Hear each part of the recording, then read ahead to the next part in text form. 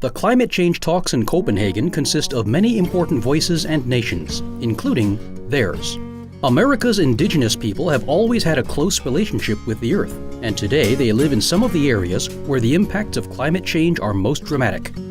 In November, over 200 representatives from tribal communities across America gathered in Prior Lake, Minnesota. The California Academy of Sciences sent a representative. We wanted to see how Academy research about the impacts of climate change on biodiversity could be integrated with Indigenous knowledge and help support Indigenous science. Of all places, the meeting occurred on a tribal casino resort. But incredibly, that resort is funding sustainable development and renewable energy projects on the reservation. And that's not as rare as you'd think. It's happening on other reservations across the country.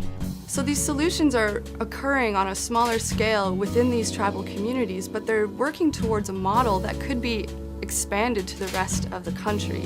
That was one of the reasons for the meeting.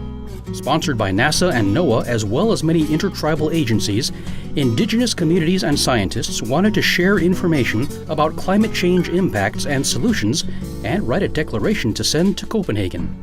Throughout the week, people worked furiously on this declaration.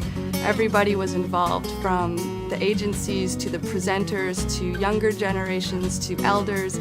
Everybody drafted something, and at the end, they produced a document that everybody ratified, which will be brought to Copenhagen. Let's hope their voices are heard.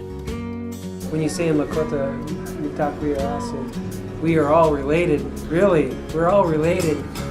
And so people in Copenhagen, I would add to it is, please don't forget we are all related and we're all on the same boat.